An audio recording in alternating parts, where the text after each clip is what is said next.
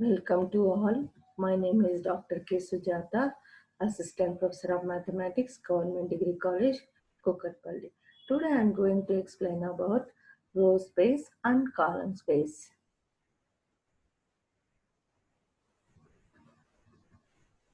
In this section, we discuss row space, column space,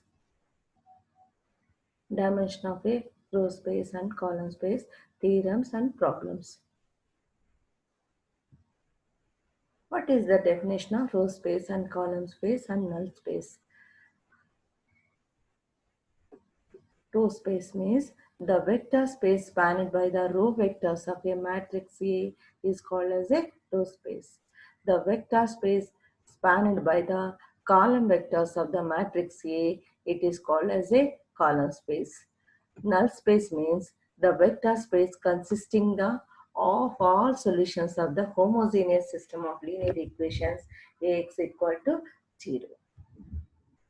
These are the three definitions of the row space and column space and null space. So in any matrix, we can find the row vectors and the column vectors.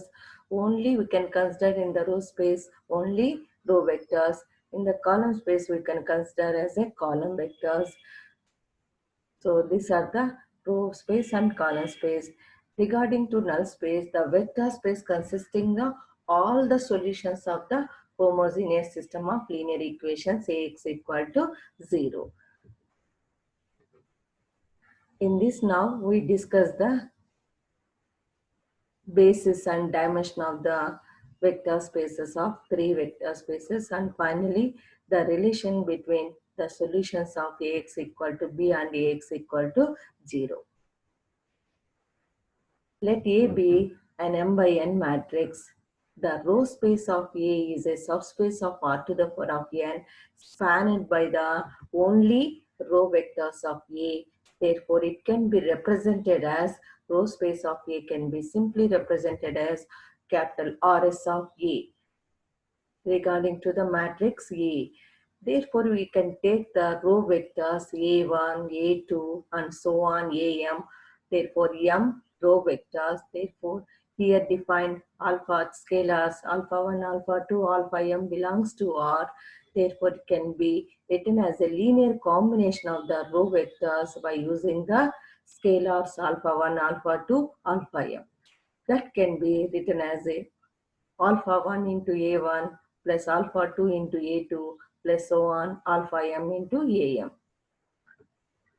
This linear combination, therefore, that means it is spanned by the row vectors of A, matrix A, therefore, it is generated by Rs of K.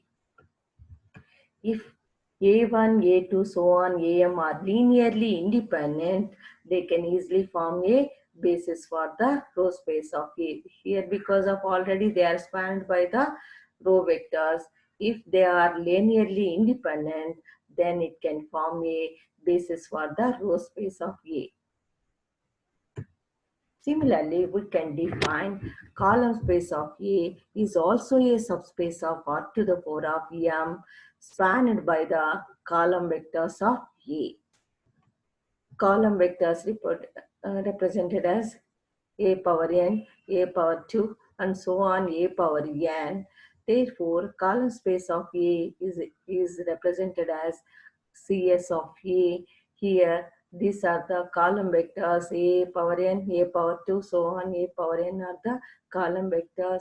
We can take the n scalars beta 1, beta 2, so on, beta n belongs to R.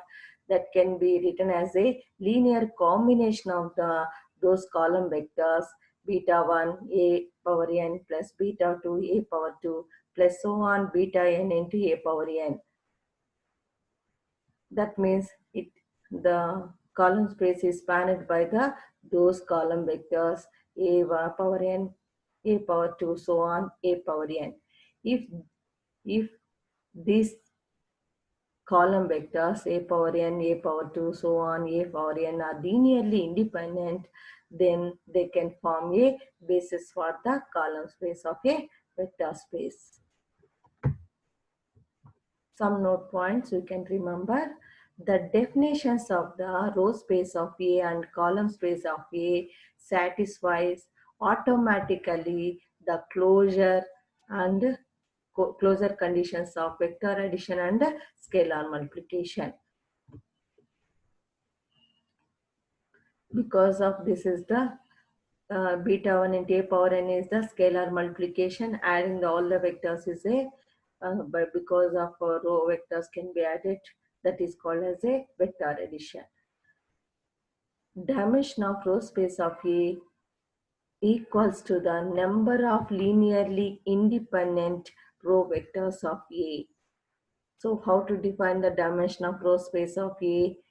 It is equals to the number of linearly independent row of A vectors A, then it is called as a dimension of a row space of A. Similarly, dimension of column space of A is equal to the number of linearly independent column vectors of A.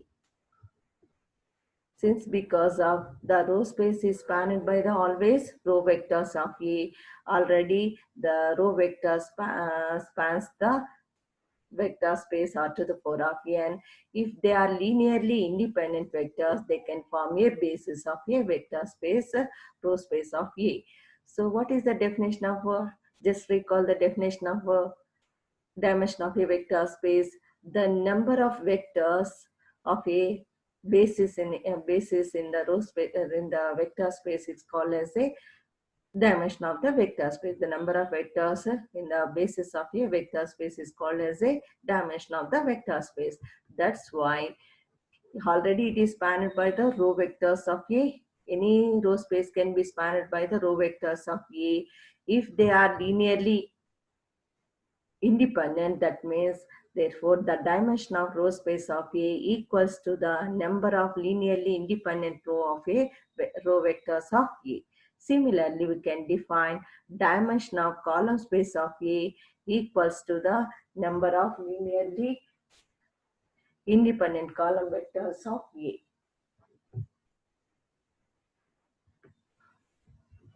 Theorem: row equivalent matrices have the same row space.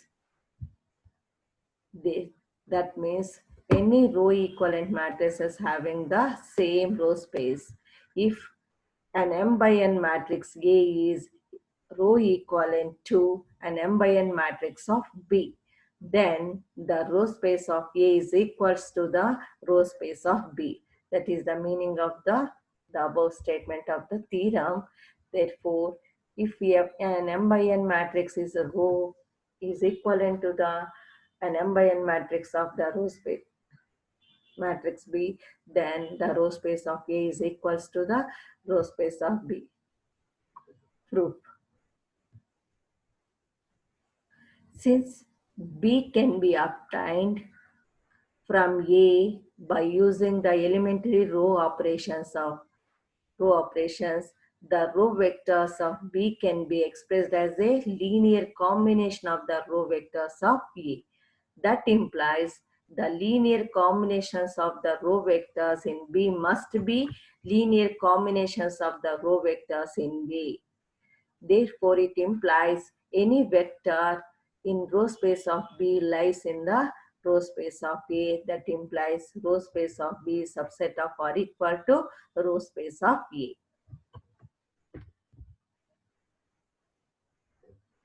Since here, see here, equivalent matrix means by using the some row elementary operations that can be converted into equivalent row matrix.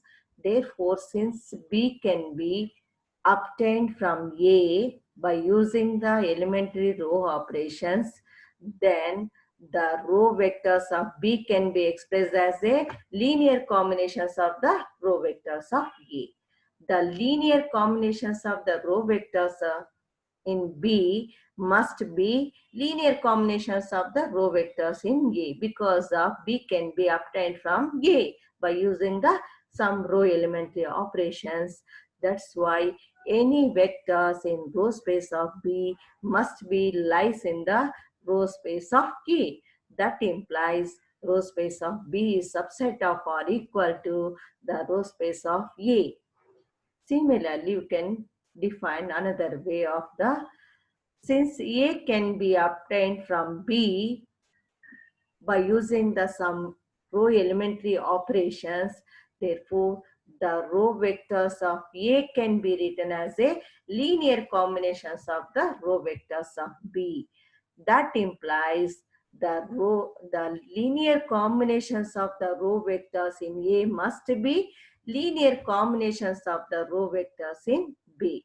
That means any vector in row space of A is lies in the row space of B. That implies row space of A is a subset of or equal to row space of B. In the first condition, row space of B is subset of or equal to row space of A. In the second condition, we can get row space of A is subset of or equal to row space of B. From these two conditions, we can say that row space of A is equal to row space of B. Mainly, you have to remember the matrix B can be obtained from A by using the elementary row operations. The row vectors of B can be expressed as a linear combinations of the row vectors of A. That means the linear combinations of the row vectors must be linear combinations of the row vectors in A. That means any vector in row space of B lies in the row space of A. That means we can get row space of B subset of or equal to row space of A. Similarly, we can define another way. Since A can be obtained from B by using some elementary row operations, here getting A can be obtained from B. Therefore, the row vectors of A can be written as a linear combinations of the row vectors of B. That implies the linear combinations of row vectors in A must be linear combinations of row vectors in B. That means any vector in row space of A lies in the row space of B. Therefore, we can get this condition.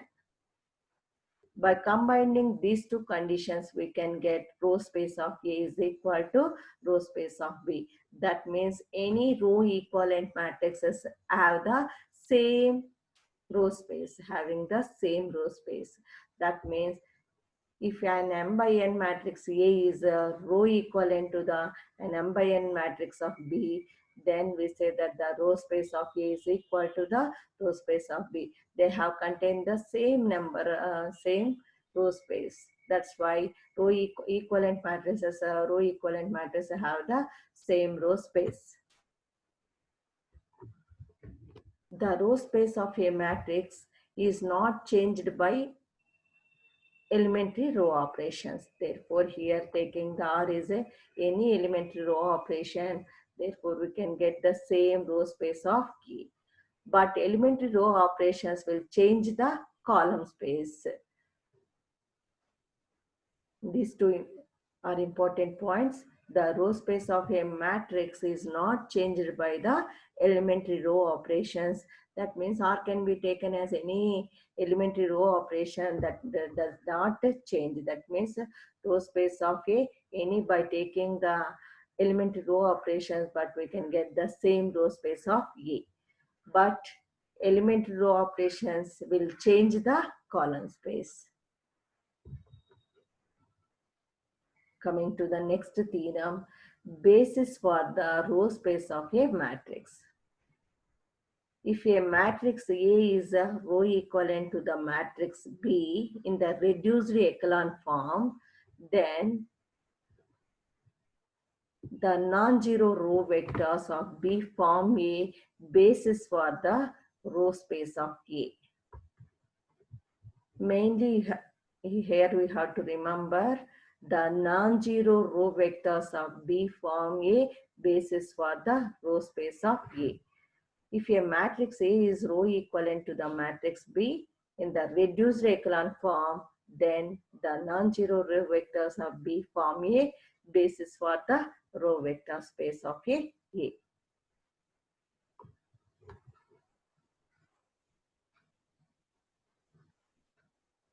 In the previous theorem, the row space of A is the same of the row space of B spanned by all the row vectors in B.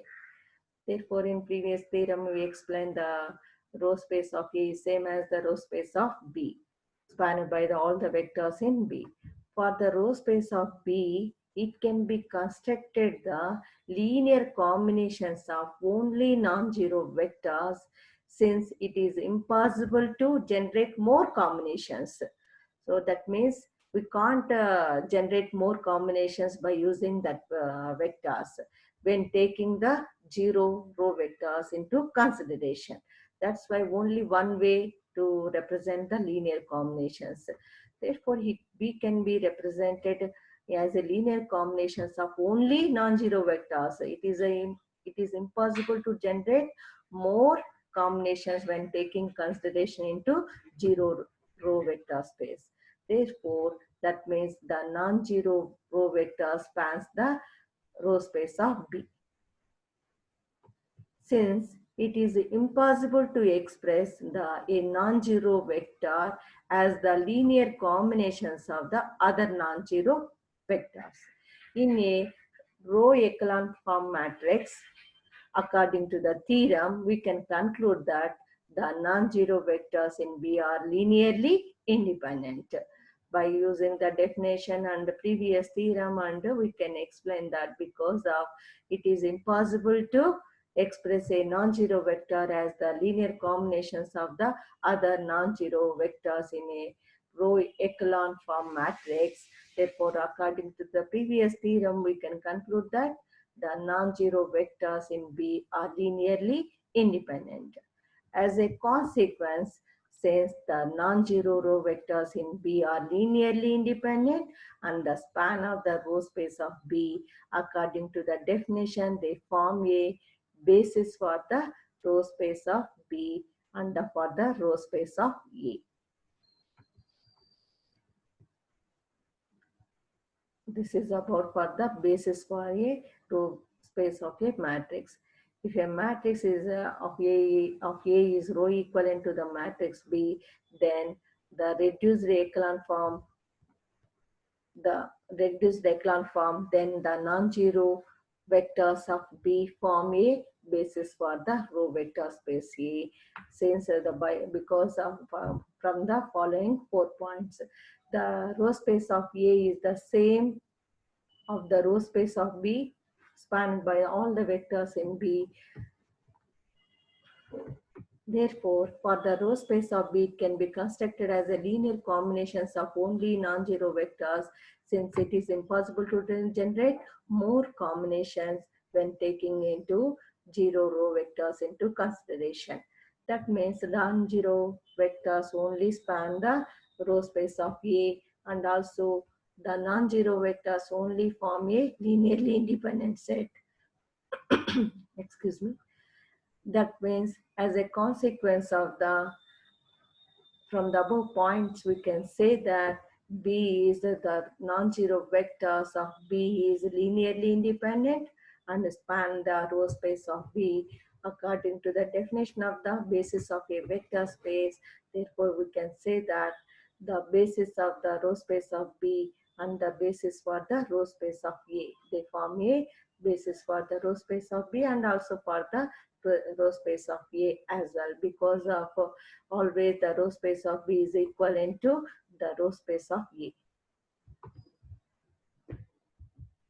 Coming to the example, finding the basis for a row space. Find a basis for the row space of A is equal to taking the 5 rows 1 3 1 3 0 1 1 0 minus 3 0 6 minus 1 3 4 minus 2 1 2 0 minus 4 2.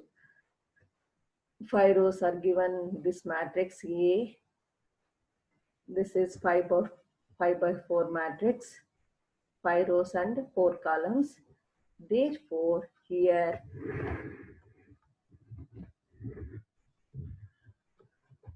how to find the basis for the row space of A. A is equal to 1, 3, 1, 3.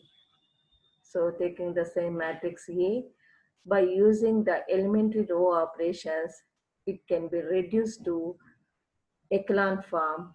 How to reduce the echelon form? By taking the first row, first element, the by using this row, we can reduce the second, already it is 0, second row, first element, third row, first element, fourth row, first element, and fifth row, first element can be reduced to 0 by using the row elementary operations. Then we can get, and also some more using elementary row operations. It can be in the form of reduced echelon form. Therefore, we can get here is, excuse me. Therefore, here we can get B is equal to reduced echelon form is 1 3 1 3 0 1 1 0 0 0 0 0 1. So last two rows will be 0. By using the elementary row operations, we can get this matrix. Therefore, see here in this matrix reduced row space of A that can be represented as B. Therefore, in this matrix, we have three non-zeros, three non-zero rows and two zero rows. See here, 1 3 1 3 is the first non-zero row, 0 1 1 0 is the second row, 0 0 0 1 is the third row. Three non-zeros rows and two zero rows. Therefore, by using the elementary row operation, the matrix A can be reduced to the matrix B. This is called as a reduced echelon form. Therefore, you can get the equivalent matrix of A, that is also forms a row space of B, but B is also equivalent to A because of by using the elementary row operations, the row matrix cannot be changed. That's why A is equivalent to B. Therefore, in the reduced echelon form matrix, we have three non-zero rows and two zero rows. Therefore, basis means already in the previous theorems, and we explained about the what is the basis means. In the reduced echelon form matrix, the non-zero rows forms a basis for the row space of a matrix. That means W1, W2, W3 form a basis for the row space of a matrix A. See, therefore, a basis for the row space of a matrix A is the non-zero row vectors of B by using the previous theorem definition. Therefore, W1, W2, W3 is equal to these three row vectors forms a basis for the row space of A. Since because of W1, W2, W3 are linearly independent, by using the scalars A, B, C as a only trivial solution. So, or it is impossible to express any one of them to be linear combination of the others. Therefore, any one of the definition we can use, we can easily say that it is linearly independent. So that's why it forms a basis for the row space of A. Because of the linear combination equation as the only trivial solution, or by the previous theorem, what you have to say, it is impossible to express any one of them to be expressed as a linear combination of the other two vectors. That is highly impossible to express for these three vectors. That's why they form a basis for the row space of A. Simply you have to remember the non-zero row vectors of B is called as a basis for the row space of A. In the whatever the reduced echelon form, the number of non-zero vectors forms a row space of A. That is the basis for the row space of A. Some note points. Although row operations can change the column space of a matrix A in the previously mentioned in the previous definition of the theorem, they don't change the dependency relationship among the columns, because of B1, B2, B4 is linearly independent, because the column of these columns have the leading of ones. A1, A2, A4 is linearly independent. Therefore, B3 can be expressed as the linear combinations of the previous vectors minus 2b1 plus b2. That implies a3 is equal to minus 2a1 plus a2. The linear combination relationship among the column vectors in B still holds for the column vector space of A. Finding the basis for the subspace using the theorem. Find a basis for the subspace R cube spanned by these three vectors v1, v2, v3. That means minus 1, 2, 5, 3, 0, 3, 5, 1, 8. A is equal to minus 1, 2, 5, 3, 0, 3, 5, 1, 8. It implies B is equal to, by using the row elementary operations, it can be reduced to the matrix B. Therefore, it is in the form of reduced echelon form 1 minus 2 5 0 1 3 0 0 0. Therefore, here we see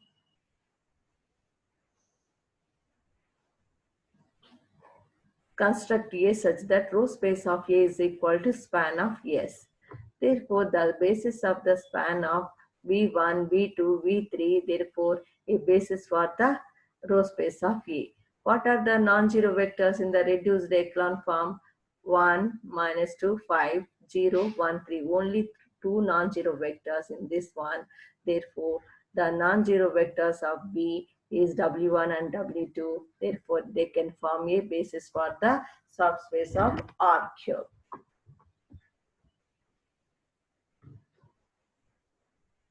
Taking the another one more example for the to find the basis for the column space of a matrix. Therefore, find the basis of a column space of a matrix A given A is equal to 1, 3, 1, 3. The previous example we have to taken here 0, 1, 1, 0, minus 3, 0, 6, minus 1, 3, 4, minus 2, 1, 2, 0, minus 4, minus 2. Since the column space of A is means the transpose of a row space of A. Therefore, column space A is equal to row space of A transpose. To find the basis of or the column space of a matrix, A is equivalent to the to find the row space of a matrix A power T. This is the one of the method to find out easily for the column space of A. Therefore, how to write the A transpose means write the rows has a columns has a rows. We can get this matrix. A transpose means rows can be changed to columns can be changed to rows. So we can get this A transpose matrix 1, 0. Therefore, the first column can be written as a first row 1, 0, minus 3, 3, 2. The second column can be written as a second row of the transpose matrix 3, 1, 0, 4, 0. The third column can be written as a third row of the transpose matrix 1, 1, 6, minus 2, minus 4. Fourth column is also written as a fourth row of the transpose matrix 3, 0, minus 1, 1, minus 2. By using the echelon form, reduced echelon form, and by using the row elementary operations, therefore, the B can and the matrix A transpose can be changed into echelon form of the matrix 1, 0, minus 3, 3, 2, 0, 1, 9, minus 5, minus 6. We can get 0, 0, 1, 1, minus 1. Therefore, last row is zeros.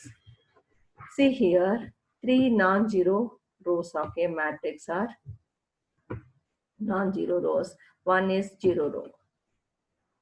A basis for the column space of A is equal to the A basis of the row space of A transpose.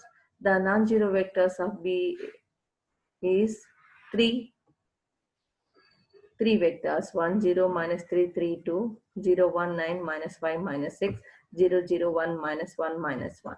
Therefore, W1, W2, W3 are the forms the basis for the row space of A transpose. That means the basis for the column space of A. Therefore, W1, W2, W3 can be written in the form of columns. Therefore, we can get this is the basis for the column space of A. This is means A transpose. Therefore, A transpose rows can be written as A. In the matrix A, we can write that columns. That's why you can get three columns: 1 0 minus 3 3 2, 0 1 9 minus 5 minus 6, 0 0 1 minus 1 minus 1. It forms a basis for the column space of A. Or in the, this is the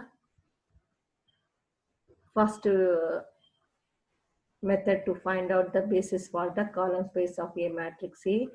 We can use another method to find the basis for the column space of a matrix A. Here, taking the second method, A is equal to 1 3 1 3 0 1 1 0 minus 3 0 6 minus 1 3 4 minus 2 1 2 0 minus 4 minus 2. By using the elementary row operations, we can get the reduced echelon form matrix B, that is equal to this.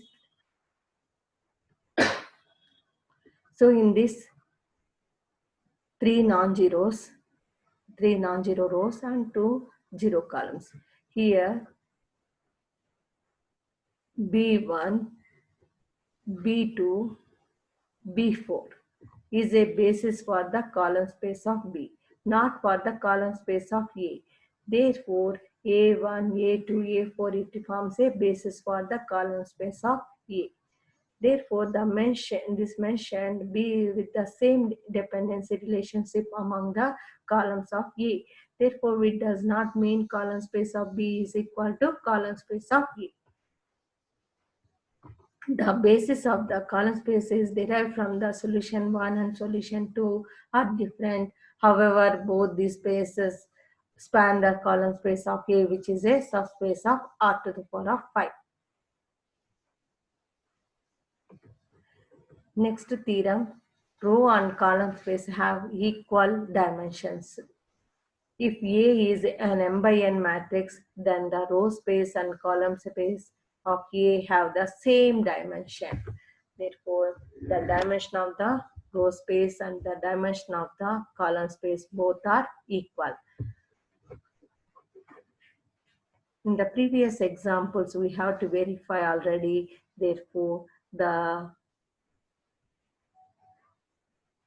dimension of the row space is 3 and the dimension of the column space is also 3. Therefore, in the previous examples, we have already proved that one. Therefore, the dimension of row space of A is equal to the dimension of column space C.